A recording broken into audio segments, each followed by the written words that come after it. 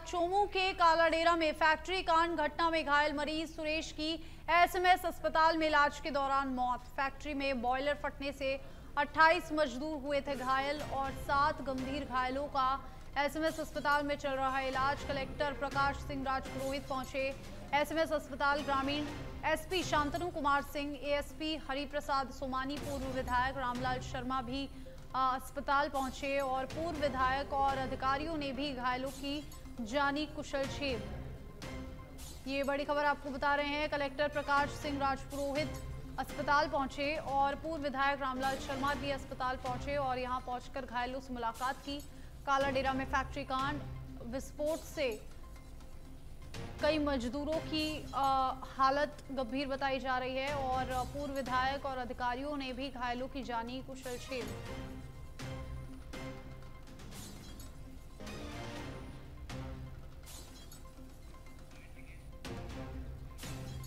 Kaladera industrial area में एक casting की फैक्ट्री थी जिसमें बॉयलर फटने की वजह से ये घटनाकारी थी।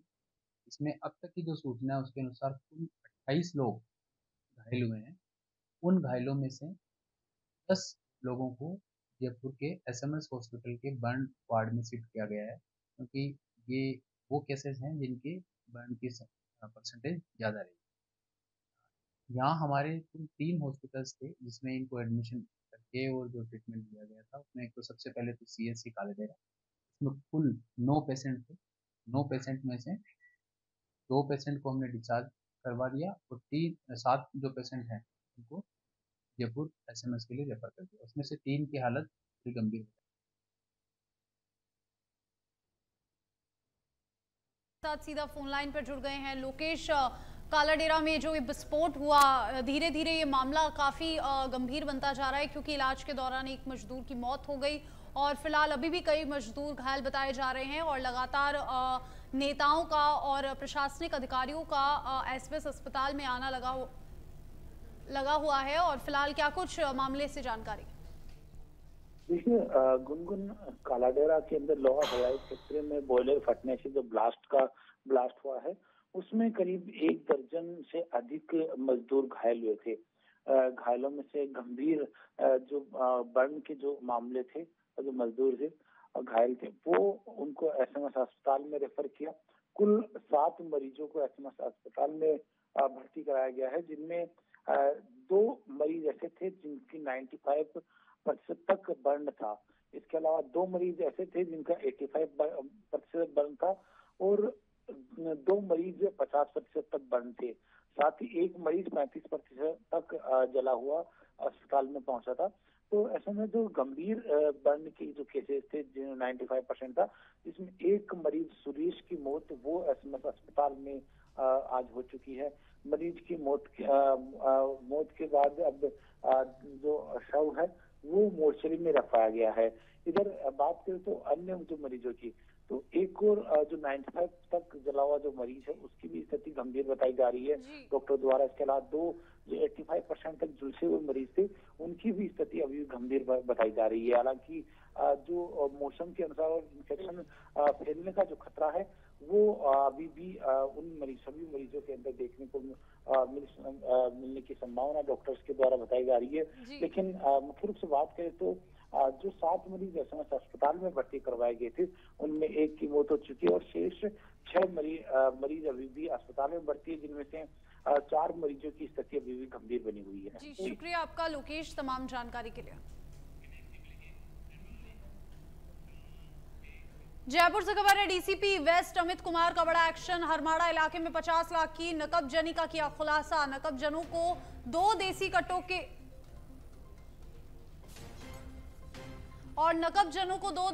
के साथ दबोचा। आरोपी सुरेश सचान, रोहित साहू, राहुल सैन और कृष्ण मोहन गांधी को किया गिरफ्तार। पूछताछ में यूपी और जयपुर की करीब 2 दर्जन वारदात कबूली। किराए का मकान लेकर रैकी करके वारदातों को करना कबूली और थाना अधिकारी दिलीप खदाव ने ये कार्रवाई की है। पूछताछ में यूपी और जयपुर की करीब 2 दर्जन वारदातों को करना कबूला। और ये बड़ा एक्शन डीसीपी की ओर से। किराए का मकान लेकर रैकी करके वारदातों को करने वाले आरोपी गिरफ्तार। थाना अधिकारी दिलीप खराफ के नेतृत्व में कार्रवाई की गई।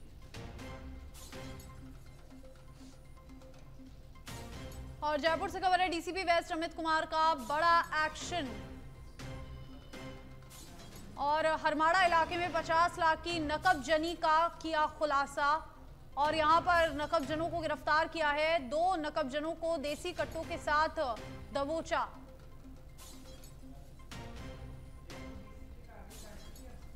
और ज्यादा जानकारी के लिए राकेश दादीश हमारे संवाददाता फोन लाइन पर जुड़ गए हैं। राकेश, बड़ा एक्शन ये डीसीपी की ओर से देखा गया नकबजनी के खिलाफ, क्या कुछ जानकारी? देखिए, बड़ी सफलता कह सकते हैं डीसीपी वेस्ट अमित कुमार के जो मॉनिटरिंग पे ये पूरा खुलासा हुआ है। जो नकबजन है ये गिरफ्तार हुए हैं। इन नकबजनों से 2 देसी कट्टे बरामद हुए हैं, क्योंकि पुलिस की पूछताछ में ये सामने आया कि ये लोग यूपी के रहने वाले हैं और जयपुर में जब नकबजनी की वारदात को अंजाम देने आते हैं तो किराए का मकान लेते हैं और फिर रेकी करते हैं और जो तकनीकी सहायता है उसकी मदद से ये पूरा एक रूट मैप तैयार करते हैं, जिस मकान को ये निशाना बनाते हैं पहले से तैयारी करते हैं। एक बड़ी सफलता हाथ लगी है और इनसे करीब यूपी और जयपुर शहर की 2 दर्जन वारदातों का खुलासा हुआ है। बहरहाल इनसे हरमाड़ा थाने में पूछताछ जारी है। जी शुक्रिया आपका राकेश, तमाम जानकारी के लिए।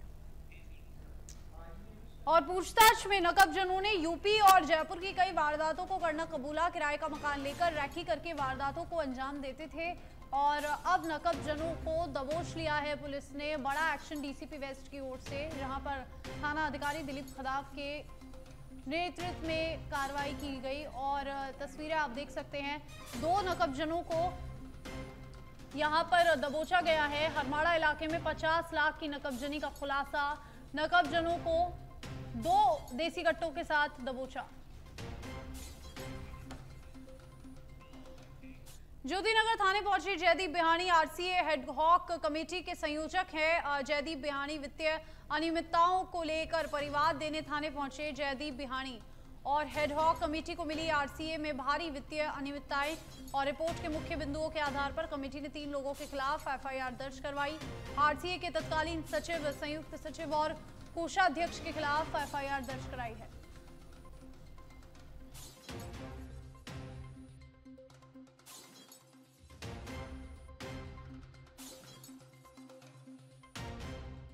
जो भी करनी है पाला ये पुलिस के पाले में है। पुलिस इसकी पूरी ऑडिट की जांच करेगी और जो भी दोषी व्यक्ति हैं उनके खिलाफ कार्रवाई करेगी। हमने जो बातें पकड़ी है वो हम अपने बयान में बताएं। किन लोगों के खिलाफ एफआईआर नामजद है?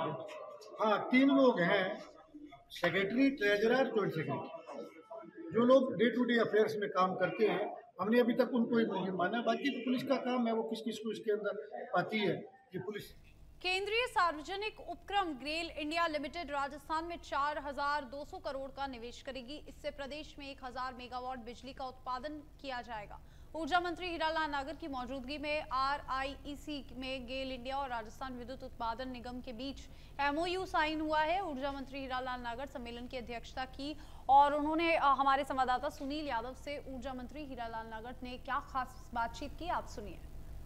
अक्षय ऊर्जा जो प्रमोशन बिजनेस समिट हुई है अभी, और इसमें MOU है उत्पादन और गेल इंडिया के बीच में हुआ है। ये किस तरह का जो MOU और किस तरह से राजस्थान को जो बिजली में आत्मनिर्भर बनने में मदद करेगा ये?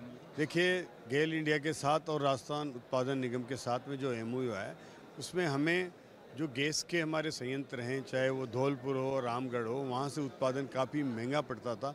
वहाँ की लागत हमें 14-15 रुपये पर यूनिट तक आती थी।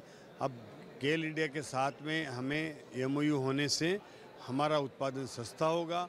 हम प्रयास करेंगे कि गेल इंडिया हमें गैस के दाम कम करके और उत्पादन में भी सहयोग करे, उनकी भागीदारी रहेगी तो वो कॉस्ट भी कम होगी और कम लागत पर हमें उत्पादन हो पाएगा। इस प्रयास के साथ और लगभग 4,000 करोड़ का वो इन्वेस्ट भी करेंगे और उससे हमें कम लागत पर गैस उपलब्ध हो पाएगी, जिससे हमारा उपभोक्ताओं पर भार भी कम होगा। डिस्कॉम को भी इसके फायदे होंगे और हमें वो संयंत्र हमारे निरंतर चला पाने में जब भी आवश्यकता है हम संभव हो पाएगा। अभी तक जितने हमारे गैस के दोनों संयंत्र हैं उनको हम तभी चलाते हैं जब बहुत ज़्यादा बिजली कभी भी हमें उपलब्ध ना हो पा रही हो और काफ़ी अधिक रेट में मिल रही हो। अब ये उनके साथ MOU हुआ है तो उनको हम प्रयास करेंगे कम लागत आ जाए तो हमें जब भी ज़रूरत पड़े हम उनको आसानी से चला सकें। आपने भी जिक्र किया था इसमें तमाम जो स्टेक होल्डर्स हैं जो एनर्जी से जुड़े हुए, किस तरह के जो सुझाव लिए गए हैं और क्या जो मुख्य सुझाव उनके सामने है जिन पर अब काम करेगी सरकार और जो PSUs है? देखिए, हमारा सीधा विजन है कि हमारे स्टेक होल्डर हैं, जो भी हमारे कुसुम सी के कंपोनेंट के जितने भी हमारे आदेश हुए हैं, कार्यादेश हुए हैं, वर्क ऑर्डर हुए हैं, उनको जल्दी से जल्दी सुविधा मिले।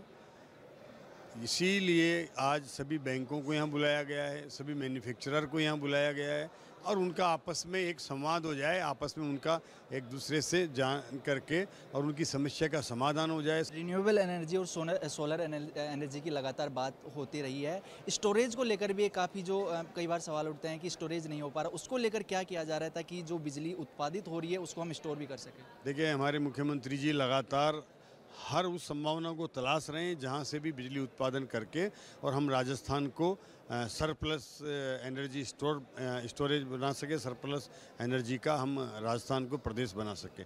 इस पर हम काम कर रहे हैं। 2 दिन पहले ही माननीय मुख्यमंत्री जी ने हमारे जितनी भी पंप स्टोरेज की साइट्स हैं जहां पर हमारे इन्वेस्टर हैं, उन्होंने जो साइट सिलेक्शन किए हैं उनके साथ बातचीत हुई है और उनकी संभावना तलाशी है। वहाँ उपलब्ध पानी की संभावना तलाशी गई है, वहाँ उपलब्ध ज़मीन की संभावना तलाशी गई है। 4 करोड़ का MOU जनता की उम्मीदों का जो MOU है वो माना जाएगा धरातल पर। मतलब क्या इसको लेकर आपका पक्ष है? कब तक आत्मनिर्भर बन सकेगा राजस्थान बिजली को लेकर? क्योंकि धरातल पर जब उतरती हैं चीज़ें तो ज़रूर आमजन को भी और बिजली कटौती का भी बड़ा जो सामना करना पड़ रहा है उससे भी हम दूर होंगे। तो कब तक का लक्ष्य रखा गया है जो धरातल पर ये चीज़ देखने को मिलेगी? देखिए, हम लगातार प्रयासरत हैं, केंद्र से भी सहयोग ले रहे हैं। आज हमें केंद्र से लगभग 1000 मेगावाट की बिजली केंद्रीय अनलोकेटेड कोटे से मिलना शुरू हो गया है। इसी तरह से हमने जितने भी हमारी जनरेशन के प्लांट हैं उनकी हमने क्षमता बढ़ाई है ताकि उनसे हमें अधिक से अधिक उत्पादन मिल सके। जहां पहले 55 और 50% उत्पादन होता था, अब हमने उसकी 74% तक क्षमता बढ़ाई है। कोयले की हमने वहां उत्पादकता बढ़ाई है। कोयले की माइंस जो नहीं चला पाते थे उनको हमने एक प्रयास किया है जिससे हमारा कोयला का आवक बढ़ गई है। तो ये सब चीज़ें हम कर रहे हैं। MOU के माध्यम से भी उत्पादन बढ़ा करके भी जनता को हम चाह रहे हैं कि आने वाले समय में और अधिक गति रहे और इस गति को हमें बढ़ाना है, तभी हम जनता को जो लाभ दे सकते हैं। इसलिए हमारा पूरा ऊर्जा विभाग इस ओर काम कर रहा है, हमारे अधिकारी निरंतर प्रयास रहता है और माननीय मुख्यमंत्री जी की सोच के साथ हम चाह रहे हैं कि आने वाले 1.5 से 2 साल में हम ऊर्जा को इतना उत्पादन कर दें कि हमें बिजली काटने की जरूरत नहीं पड़े। इसके लिए हम निरंतर प्रयासरत हैं। वीडियो जर्नलिस्ट जमाल खान के साथ सुनील यादव, सच बेधड़क जयपुर। खाटू श्याम जी के मास्टर प्लान 2041 के प्रारूप को रद्द करने की मांग को लेकर खाटू कस्ब पूरी तरह से बंद रहा। मास्टर प्लान के विरोध में दुकान, होटल और प्राइवेट स्कूलों को भी बंद रखा गया। हालांकि दर्शन के लिए बाबा खाटू श्याम जी का मंदिर खुला रहा। बाजार बंद होने से भक्तों को परेशानी हो रही है, वहीं व्यापारियों को भी नुकसान हुआ। आपको बता दें कि 27 जून को मास्टर प्लान प्रारूप 2041 का प्रशासन ने किया था। 1 महीने तक इस आपत्ति लगाने का समय दिया गया था, जिस पर करीब 573 आपत्ति दर्ज करवाई गई थी। नगर पालिका बोर्ड की ओर से इसे खारिज करने को लेकर प्रस्ताव राज्य सरकार को भेजा गया था। खाटू कस्बे के लोगों का कहना है कि खाटू में 2014 मास्टर प्लान का जो प्रारूप आया था वह खाटू कस्बे को उजाड़ने वाला है। यदि सरकार इसे रद्द नहीं करेगी तो आगे खाटू कस्बे में लोग बड़ा आंदोलन करेंगे। आज खाटू श्याम जी व्यापारियों की तरफ से बाबा श्याम की नगरी में हम लोगों ने मास्टर प्लान के विरोध में बंद कर करके हमारा विरोध प्रदर्शन किया है। यहाँ खाटू श्याम जी के व्यापारियों को मैं धन्यवाद देना चाहता हूँ। छोटे से छोटा व्यापारी जो ठेला लगाता है और जिसकी बड़ी दुकान है, सब लोगों ने बंद करके सरकार को ये संदेश दिया है कि खाटू श्याम जी में मास्टर प्लान गलत तरीके से लागू हुआ है और उसको निश्चित रूप से मास्टर प्लान को रद्द किया जाए। 2041 का जो प्रारूप आया है वो खाटू श्याम जी को उजाड़ने वाला प्लान तैयार हुआ है, इसलिए उसके विरोध में खाटू श्याम जी आज संपूर्ण बंद है।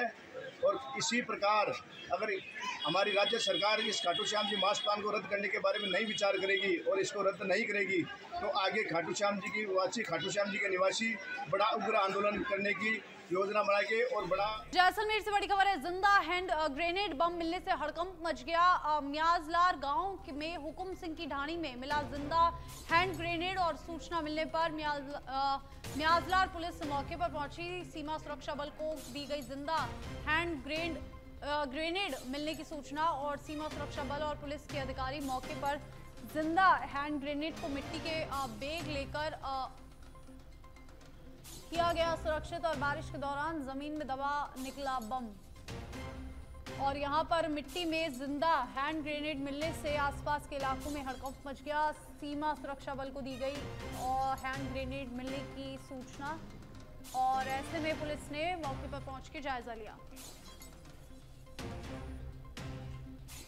बीजेपी विधायक अमृतलाल मीणा के निधन पर पीएम मोदी ने जताया दुख। वे पार्टी के एक कर्मठ कार्यकर्ता थे और उन्होंने अपने क्षेत्र में विकास के साथ संगठन को मजबूत बनाया। शोक की इस घड़ी में परिजनों और समर्थकों को मेरी संवेदनाएं। राजस्थान के सलूम्बर से भाजपा विधायक अमृतलाल मीणा जी के निधन से बहुत दुख हुआ। वे पार्टी के कर्मठ कार्यकर्ता थे जिन्होंने अपने क्षेत्र में विकास के साथ संगठन को मजबूत बनाने का बहुमूल्य योगदान दिया। शोक की इस घड़ी में मेरी संवेदनाएं और परिजनों के साथ और समर्थकों के साथ है। ओम शांति। और पीएम मोदी ने एक्स पर पोस्ट करके बीजेपी विधायक अमृतलाल मीणा के निधन पर शोक व्यक्त किया।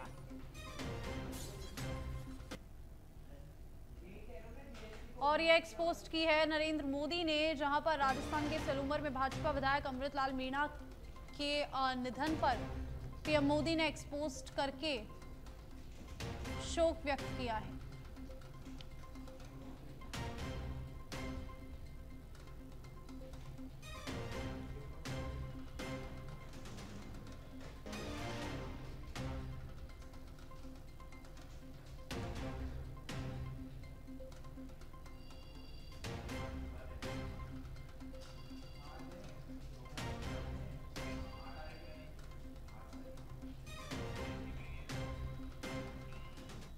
अजमेर से खबर है, जिला पुलिस अधीक्षक देवेंद्र कुमार बिश्नोई ने डीएसटी को किया भंग। डीजी के निर्देशों के चलते किया एक्शन। नए सिरे से किया जाएगा डीएसटी का गठन और मेहनती पुलिस कार्मिकों को मिलेगी डीएसटी में जगह।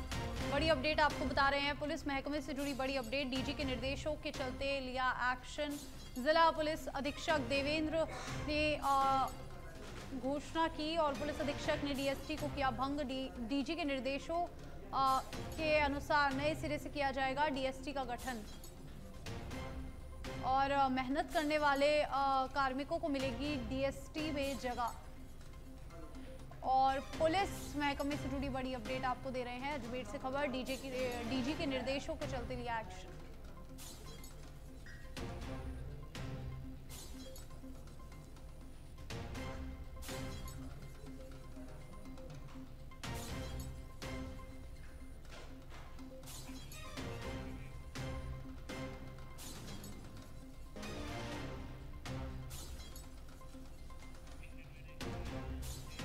और बढ़ेंगे अगली खबर की ओर। सुमेरपुर में नगर पालिका सभा भवन में पालिका अध्यक्ष उषा कंवर राठौड़ की अध्यक्षता में प्रशासनिक समिति और वित्त समिति की बैठक आयोजित की गई। बैठक में भूमि संबंधित प्रकरणों को लेकर चर्चा की गई। वहीं बैठक में स्थानांतरित हो चुके कर्मचारियों द्वारा सरकारी क्वार्टर खाली नहीं करने का मामला भी उठाया गया।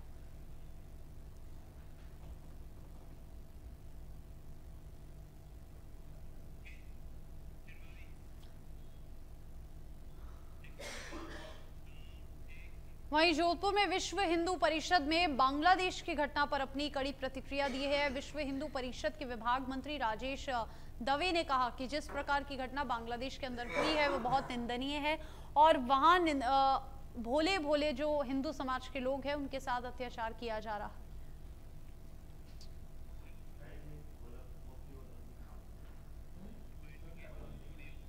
बांग्लादेश जो भारत का एक मित्र देश है और वहां पिछले 7 वर्ष से अराजकता का माहौल बना हुआ है। दुख का विषय है कि वहां की प्रधानमंत्री को देश छोड़ के भागना पड़ रहा है और ये मुख्य कारण है कट्टरपंथी। देखिए, हर देश के अंदर समस्या होती है, लेकिन जिस प्रकार की घटना बांग्लादेश के अंदर हुई है वो बहुत ही निंदनीय है और वहां पे भोले भाले जो हिंदू समाज है उनके साथ में अत्याचार किया जा रहा है। वहाँ का हिंदू समाज निरंतर देशभक्त समाज था। और इस्कॉन नाम का जो वहाँ मंदिर है, वहाँ मंदिर के माध्यम से वहाँ गरीब जो न धर्म को देखते थे न जाति को देखते थे, गरीब व्यक्तियों की सेवा होती थी। आज झुंझुनू से खबर है जहां आंगनबाड़ी कार्यकर्ताओं का कलेक्ट्रेट पर प्रदर्शन देखने को मिला और नियमित करने 18,000 वेतन और बकाया मानदेय दिलवाने की मांग को लेकर प्रदर्शन किया गया। जिला अध्यक्ष कृष्णा कंवर के नेतृत्व में प्रदर्शन हुआ और राजस्थान आंगनबाड़ी कर्मचारी महासंघ के बैनर तले ये प्रदर्शन किया गया।